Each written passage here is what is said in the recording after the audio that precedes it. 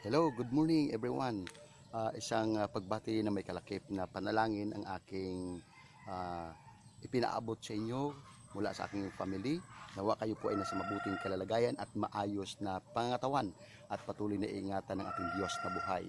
So mga kapatid at kaibigan na minamahal sa Panginoong Kristo, napakaliwanag po na sinasabi ng Bible na manalangin po tayong lagi. Sabi ng 1 Thessalonians chapter 5 verse 17, at ginagawa natin ito ng may kagalakan sa ating mga puso. Kaya po mga kapatid at kaibigan na minamahal sa ating Diyos na buhay, sa oras din ito, saan man kayo naroon, kayo pong lahat ay aking idadalangin sa Diyos at ihiramin ko muna ang inyong pandinig, ang inyong mga paningin sa umaga na ito.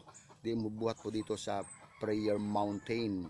So mga kapatid at kaibigan na minamahal sa Panginoong Kristo, saan man po kayo naroon, ako'y naniniwalang walang imposible sa ating Diyos na buhay na si Yahweh El Shaddai. Kaya po mga kapatid at kaibigan, samahan niyo po ako sa ilang minuto o ilang sandali sa umaga na ito, sapagkat ako'y naniniwalang ang Diyos ay mabuti at ang Diyos ay patuloy na nagpapala sa ating mga buhay. So mga kapatid at kaibigan na minamahal sa Panginoong Kristo, ang anumang ating ilalapit sa Panginoon ay na may pasasalamat ay kanyang dinggin. So mga kapatid, kayo man po ay sa iba't ibang lugar, kagaya po ng ating kapatid sa umaga na ito, Sister Maybel Ampuyas ng Alimudjan, Iloilo, ano po, at kayo din po sa iba't ibang bansa. Saan man kayo naroon, mga kapatid at kaibigan, ako ay naniniwalang sa bawat paglapit natin, pagdulog sa Diyos, ay walang imposible sa Diyos na buhay. Lagi nating tandaan ang ating Diyos ay buhay at makapangyarihan, at ang Diyos na ito ay patuloy na nagkakaloob ng mga biyaya ng bawat isa sa atin. Mga kapatid at kaibigan na minamahal sa ating Panginoong Kristo, ang anumang kaganapan sa mundo na ito, kapatid, ay kapag lagi nating pinoproblema, mga kapatid, o di kaya ay nangangamba po tayo, lagi nating tandaan na mayroon pa rin tayong Diyos na mas malalapitan natin at mapagkakatiwalaan, at ito ay ang ating Amang Yahweh El Shaddai sa pamamagitan ng kanyang bugtong na anak, at sa pagkikipag-isa ng kanyang Espiritong Santo na sa kasalukuyan ay siya nating kasama upang tayo aaliwin. Yan ang pangako ng ating Panginoong Kristo bago siya bumalik sa Ama at lumuklok sa kanan ng trono ng Diyos, na sabi niya, hindi kayo iiwang nangungulila. So mga kapatid, Sister Lucia de Villa Alcaraz, Sister Aileen de Grano Caraan, at Sister Mabel Ampuyas. So sa iba pa nating mga kapatid at kapatiran, ay naniniwala tayong ang Diyos lagi nating kasama at lagi nagpapala sa ating buhay. Ang anuman nating ilalapit sa Kanya ay walang imposible sa Diyos. So umaga nito mga kapatid at kaibigan na minamahal sa Panginoong Kristo, kung mayroon man kayong kahilingan sa mga magsa-swab test at nag-swab test na negative, patuloy po nating idalangin. So sa umaga nito mga kapatid at kaibigan na minamahal sa Panginoong Kristo, sa lahat ng magsa-swab test at sa lahat ng mga kapatid natin na humingi ng panalangin, we pray for them. Ano po, samahan po natin sila sa isang maikling panalangin lang. Ikaw kapatid, hindi kita kilala, napadaan ka lang at napanood mo itong aking maikling video. But I believe na ang Lord ay magpala sa umaga na ito sa atin.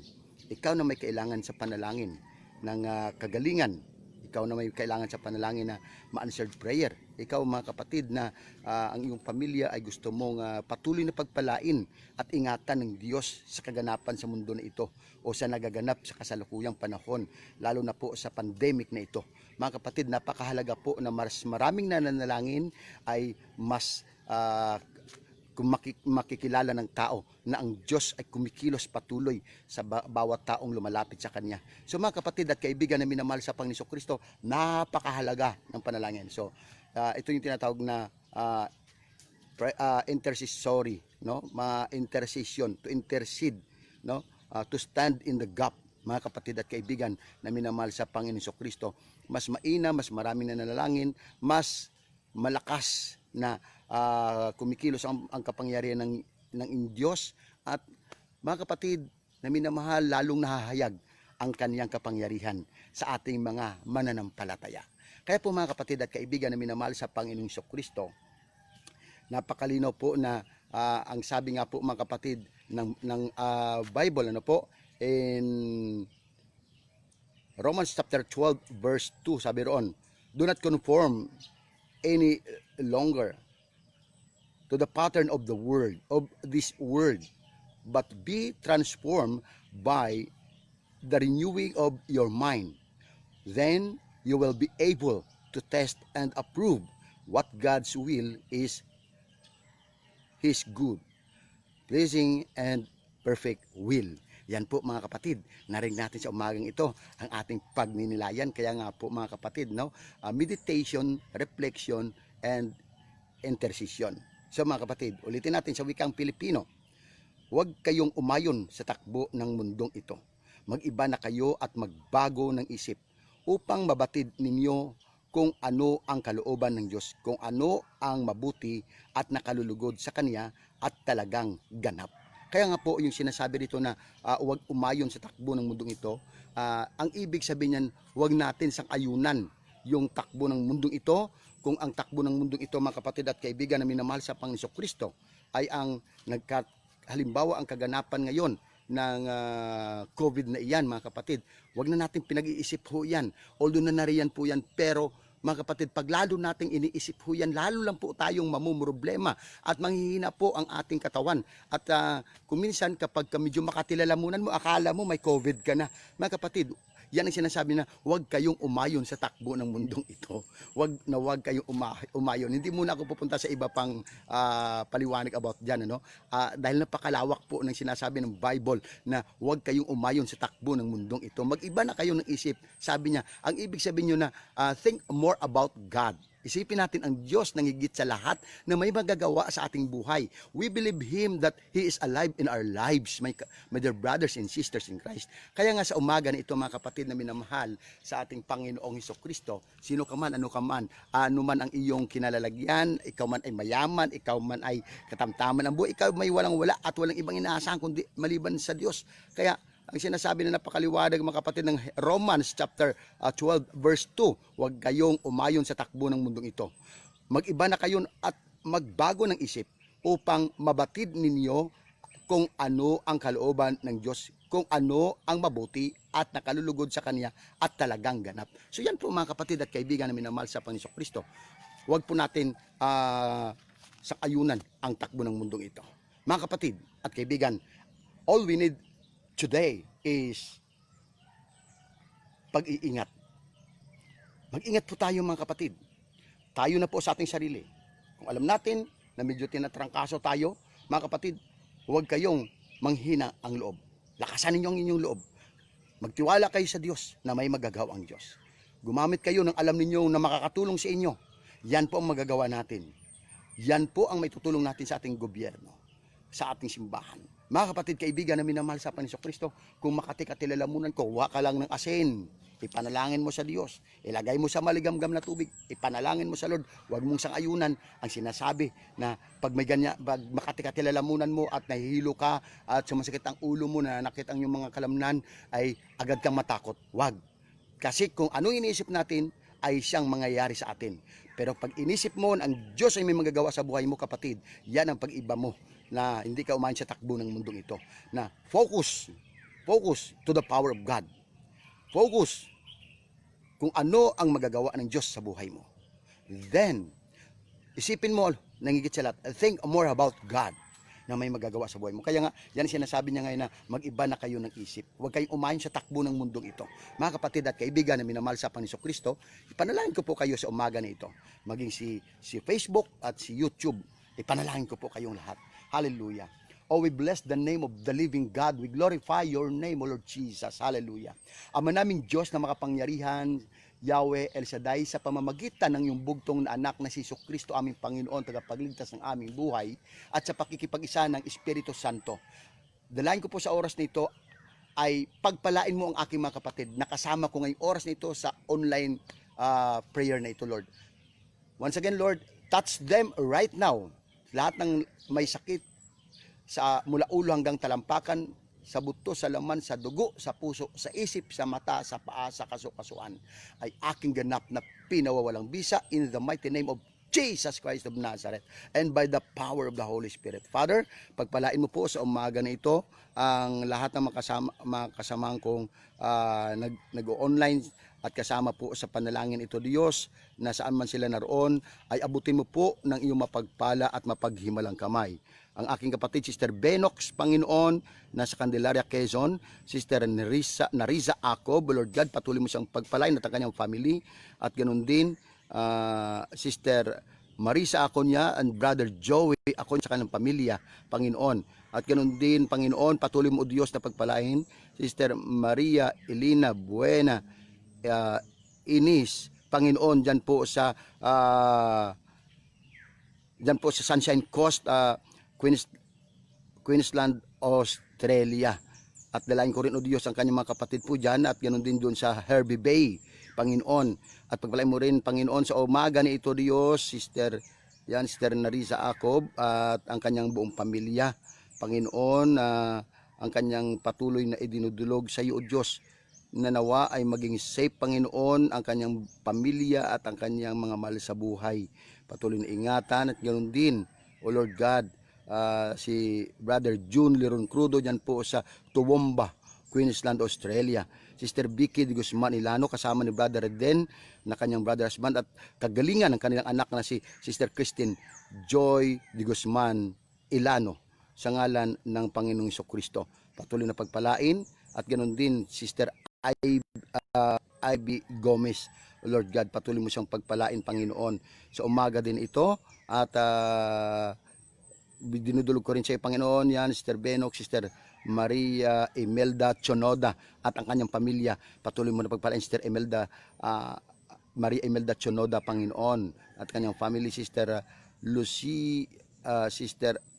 Lucia de Villa Alcaraz at ang kanyang buong pamilya, Panginoon. Patuloy na pagpalain, O Diyos, at ganoon din si Sister Eileen de Grano Caraan at Sister Mabel Ampuyas. Lord, patuloy mong pagpalain rin aking mga kapatid. Yan pa sila Sister Joy Gonsalvo de Torres, Brother si Brother Gabi Villoria, Panginoon, sila Sister Tess del Mundo Aranda, Panginoon. Patuloy din silang pagpalain, at ganoon din sila Brother Minard Talisayon, Brother Arlene Ines, Brother Sunny Balido. Yahweh, pagpalain mo rin sa pangalan ng Panginoon Jesucristo ang aking mga kapatid pa na Sister Rosita Lugatiman, Sister Cielo Satera, Sister Sally and Brother Boy Matarong, Panginoon.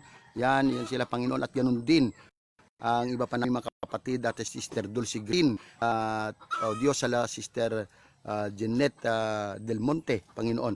At pagpalain mo rin, O Diyos, sa pangalan ng Panginoon Kristo ang iba ko pang mga kapatiran, at saan man sila naroon, O Diyos, patuloy na pagpapala na sa kanilang buong pamilya.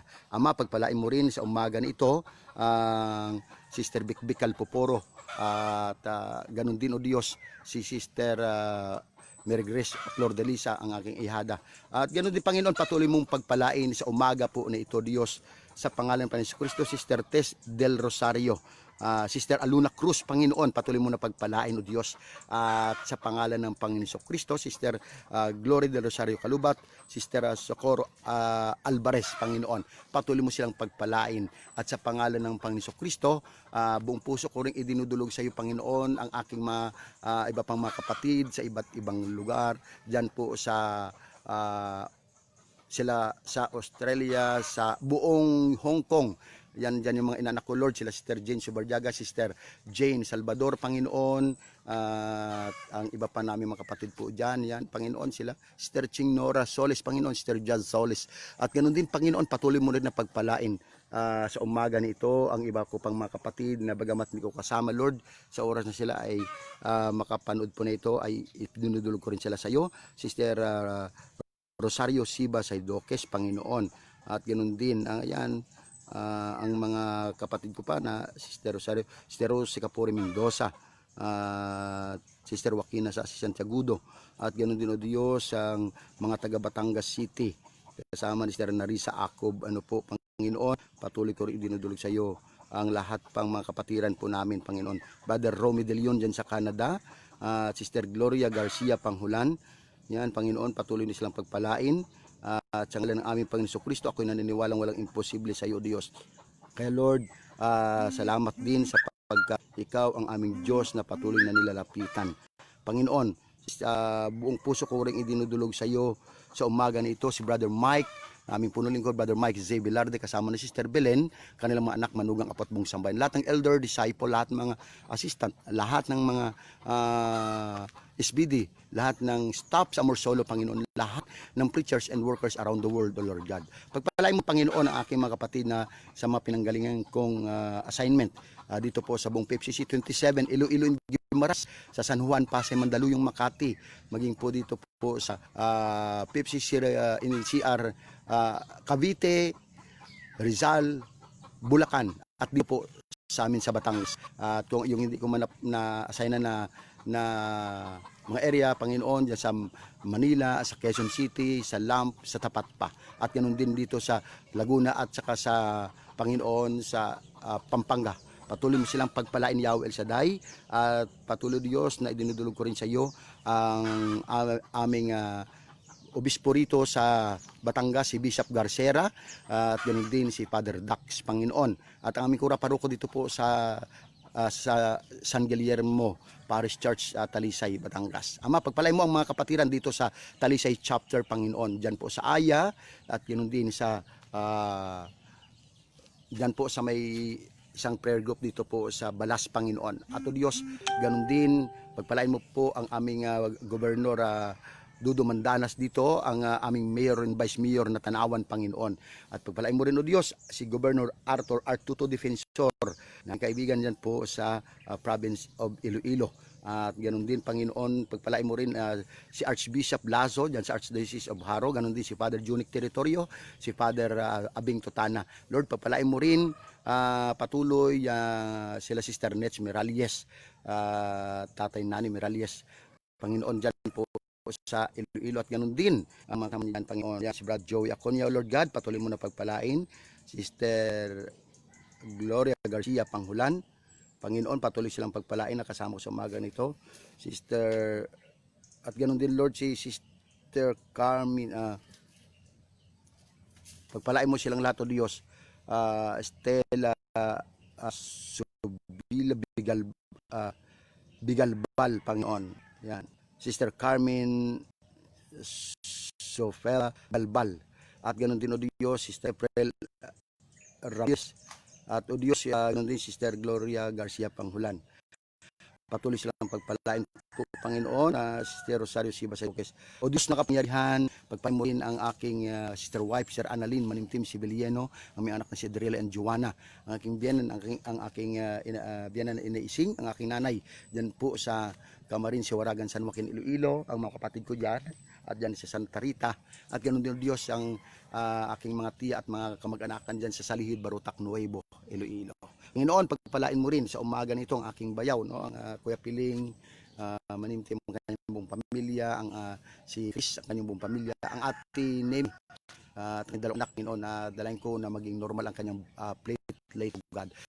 And I declared, O God, this morning, your favor and your blessing upon blessing, your grace upon healing, your victory upon victory, your power upon power, and your divine protection unto us. Father, pagpalain mo ang lahat na mag-swab test, I declared negative result. All this we ask in the mighty name of Jesus Christ of Nazareth and by the power of the Holy Spirit.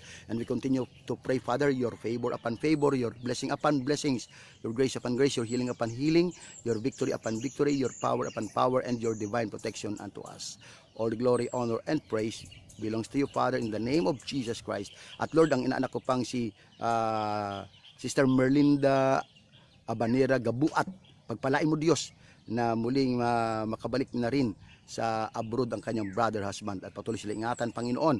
At yan si Sister Benox, Panginoon, Sister Marisa Acuña, Sister Maria Elina Buena Ines, Panginoon, at ang kanyang kapatid yan po sa Harry Bay. Yahweh, pagpalain mo po rin sina Sister Josephine Martinez Castillon at si Brother Julius Castillon, ang kanilang mga anak, at ang kanilang kapatid na si Brother Dante Castillon Jr. At ganoon din, Panginoon, patuloy ko rin inilalapit sa iyo sa umaga nito lahat, Panginoon, na hindi ko man nakasama, pero Lord, I believe that nothing is impossible with you. Sister Adeline Merhodio Anasyon, Lord, patuloy pagpalain. Sister Ivy Gomez, Panginoon, and we declared this morning. Your favor upon favor, O God, mangyayari sa aming sambayan at dalayan ko Diyos, sa aming paglalakad, sa kami magpunta, lahat kami sa umaga na ito Diyos, ay ma-immunize ng banal na dugo ng Panginoong Kristo ang hanging aming nalalanghap at malinis na aming malalanghap, Panginoon, upang ang virus na ito o bakterya ay hindi makapanghimasok sa bawat isa sa amin, in the name of Jesus Christ of Nazareth and by the power of the Holy Spirit. Yahweh, maraming salamat po sa umaga na ito, sapagkat Ikaw ang Diyos na makapangyarihan, Ikaw ang Diyos na buhay at Diyos na walang katulad, Yahweh El Shaddai. Sa pangalan ng Panginoong Hesukristo, at naniniwala kami sa iyo po ay may buhay, sa iyo ay may pag-asa at pagpapala. And we declared, Lord, sa gitna ng pagsabog ng bulkang Taal, sa gitna ng pandemic, kami iyong pagyamanin sa ngalan ng Panginoong Hesukristo. So, maraming salamat po kapatid. Claim it, pinagpala ka, answered prayer ka. All this we ask in the mighty name of our Lord Jesus Christ, together with the Holy Spirit. Say it, Amen. Answered prayer ka kapatid.